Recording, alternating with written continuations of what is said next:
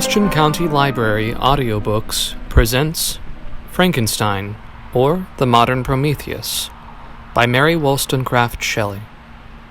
Read by Aaron. Letter 4.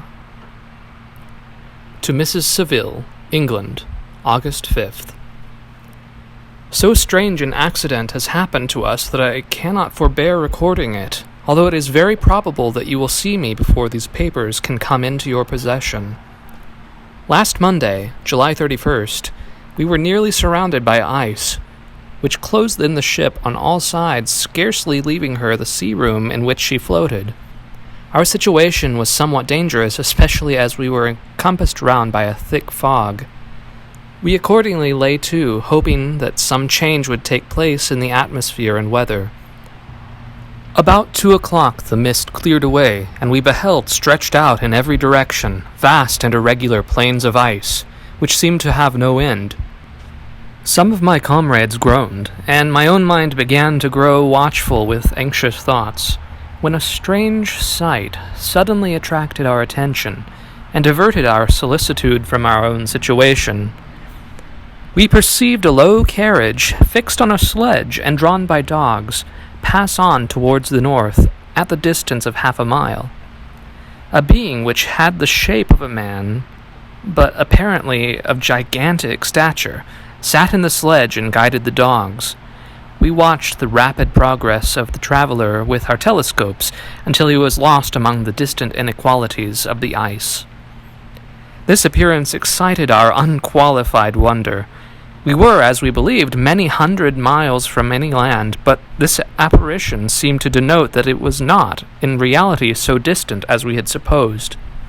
Shut in, however, by ice, it was impossible to follow his track, which we had observed with the greatest attention. About 2 hours after this occurrence, we heard the ground sea, and before night, the ice broke and freed our ship.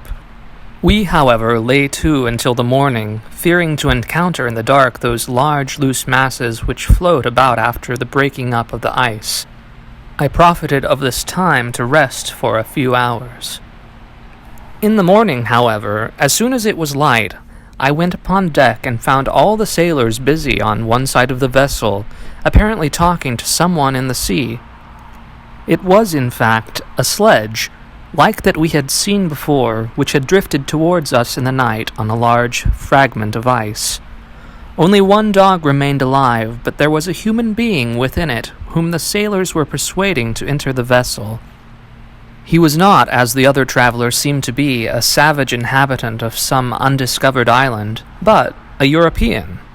When I appeared upon the deck, the master said, "Here is our captain, and he will not allow you to perish on the open sea."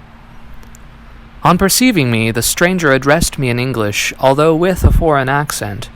"Before I come on board your vessel," he said, "will you have the kindness to inform me whither you are bound?" You may conceive my astonishment on hearing such a question addressed to me, from a man on the brink of destruction, and to whom I should have supposed that my vessel would have been a resource which he would not have exchanged for the most precious wealth on earth. I replied, however, that we were on a voyage of discovery towards the northern pole. Upon hearing this, he appeared satisfied and consented to come on board. Good God, Margaret, if you had seen the man who thus capitulated for his safety, your surprise would have been boundless. His limbs were nearly frozen, and his body dreadfully emaciated by fatigue and suffering. I never saw a man in so wretched a condition. We attempted to carry him into the cabin, but as soon as we had quitted the fresh air, he fainted. We accordingly brought him back to the deck and restored him to animation by rubbing him with brandy and forcing him to swallow a small quantity. As soon as he showed signs of life, we wrapped him up in blankets and placed him near the chimney of the kitchen stove. By slow degrees, he recovered and ate a little soup, which restored him wonderfully. 2 days passed in this manner before he was able to speak, and I often feared that his sufferings had deprived him of understanding. When he had in some measure recovered, I removed him to my cabin and attended on him as much as my duty would permit. I never saw a more interesting creature. His eyes have generally an expression of wildness, and even madness. But there are moments when, if anyone performs an act of kindness towards him, or does him any of the most trifling service, his whole countenance is lighted up as if it were a beam of benevolence and sweetness that I have never seen equaled. But he is generally melancholy and despairing, and sometimes he gnashes his teeth, as if impatient of the weight or woes that oppress him. When my guest was a little recovered, I had great troubles to keep the men off, who wished to ask him 1,000 questions, but I would not allow him to be tormented by their idle curiosity, in a state of body and mind whose restoration evidently depended upon entire repose. Once, however, the lieutenant asked why he had come so far upon the ice in so strange a vehicle. His countenance instantly assumed an aspect of the deepest gloom, and he replied, "To seek one who fled from me." "And did the man whom you pursued travel in the same fashion?" "Yes." "Then I fancy we have seen him, for the day before we picked you up, we saw some dogs drawing a sledge with a man in it across the ice." This aroused the stranger's attention, and he asked a multitude of questions concerning the route which the demon, as he called him, had pursued.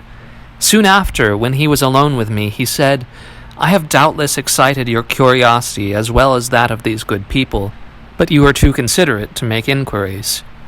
Certainly, it would indeed be very impertinent and inhuman in me to trouble you with any inquisitiveness of mine. And yet, you rescued me from a strange and perilous situation. You have benevolently restored me to life." Soon after this, he inquired if I thought that the breaking up of the ice had destroyed the other sledge. I replied that I could not answer with any degree of certainty, for the ice had not broken until near midnight, and the traveler might have arrived at a place of safety before that time, but of this I could not judge. From this time a new spirit of life animated the decaying frame of the stranger. He manifested the greatest eagerness to be upon the deck to watch for the sledge which had appeared, but I had persuaded him to remain in the cabin, for he is far too weak to sustain the rawness of the atmosphere. I have promised that someone should watch for him and give him an instant notice if any new object should appear in sight. Such is my journal of what relates to this strange occurrence up to the present day. The stranger has gradually improved in health, but is very silent, and appears uneasy when anyone except myself enters the cabin. Yet his manners are so conciliating and gentle that the sailors are all interested in him, although they have had very little communication with him. For my own part, I begin to love him as a brother, and his constant and deep grief fills me with sympathy and compassion. He must have been a noble creature in his better days, being even now in wreck so attractive and amiable. I said in one of my letters, my dear Margaret, that I should find no friend on the wide ocean. Yet I have found a man who, before his spirit had been broken by misery, I should have been happy to have possessed as the brother of my heart. I shall continue my journal concerning the stranger at intervals, should I have any fresh incidents to record. August 13th. My affection for my guest increases every day. He excites at once my admiration and my pity to an astonishing degree. How can I see so noble a creature destroyed by misery without feeling the most poignant grief? He is so gentle yet so wise. His mind is so cultivated, and when he speaks, although his words are cold with the choicest art, yet they flow with rapidity and unparalleled eloquence. He is now much recovered from his illness, and is continually on the deck, apparently watching for the sledge that preceded his own. Yet, although unhappy, he is not so utterly occupied by his own misery, but that he interests himself deeply in the projects of others.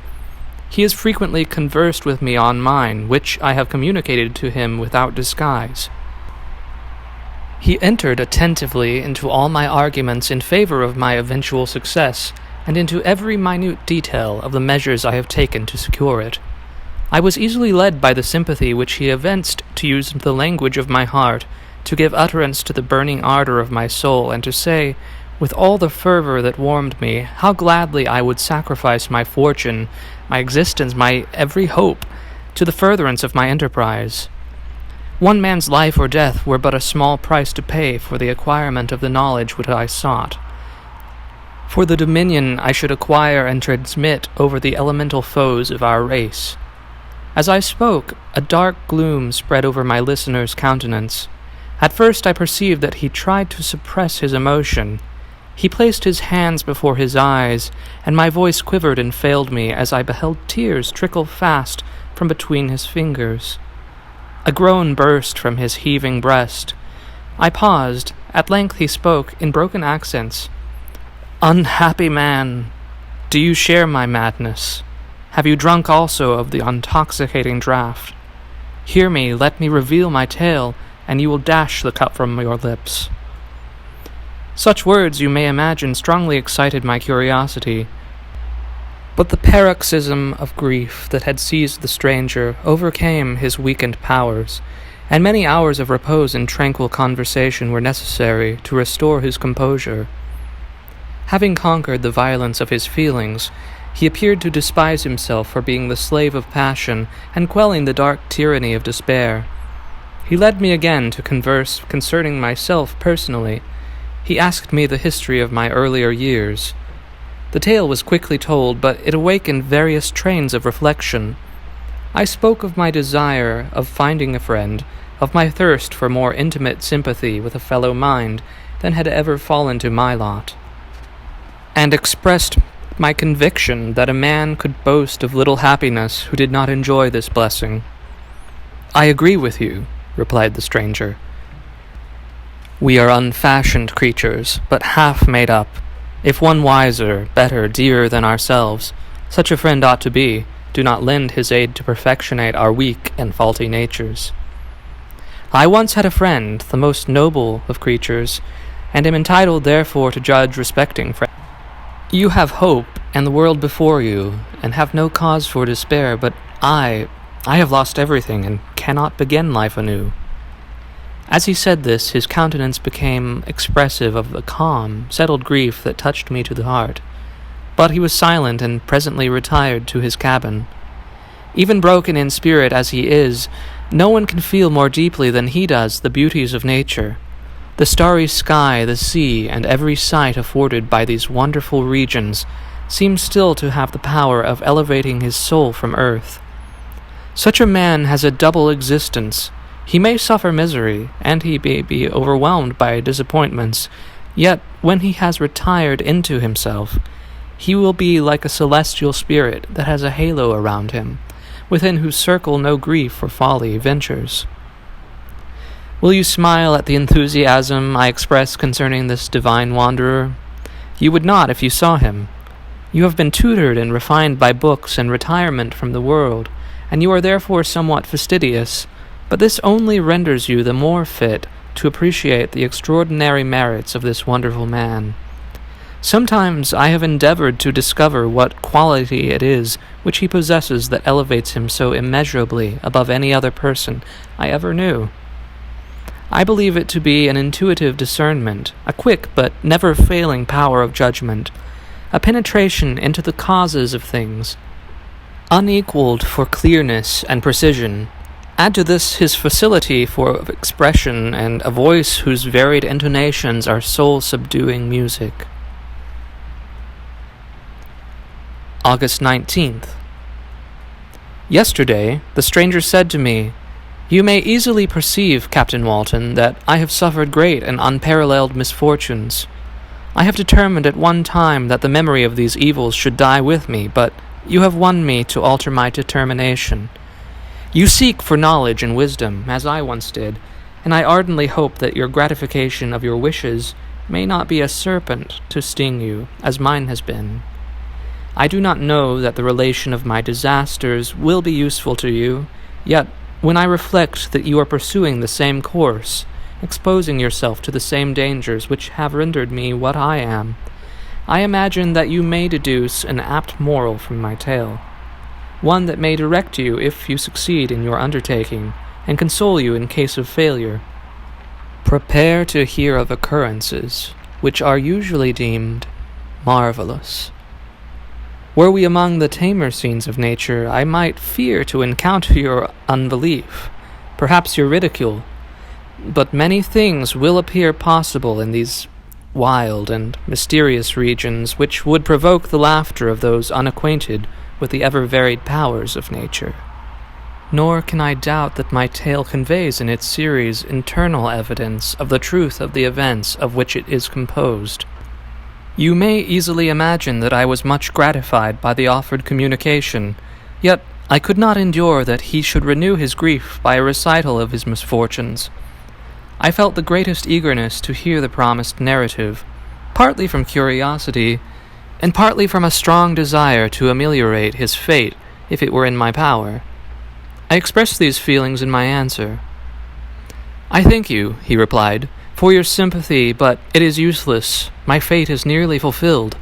I wait but one event, and then I shall repose in peace. I understand your feeling," continued he, perceiving that I wished to interrupt him. "But you are mistaken, my friend, if thus you will allow me to name you. Nothing can alter my destiny. Listen to my history, and you will perceive how irrevocably it is determined."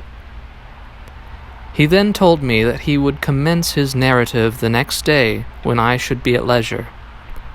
The promise drew from me the warmest thanks.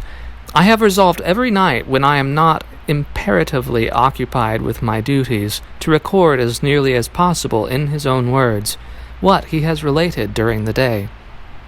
If I should be engaged, I will at least make notes.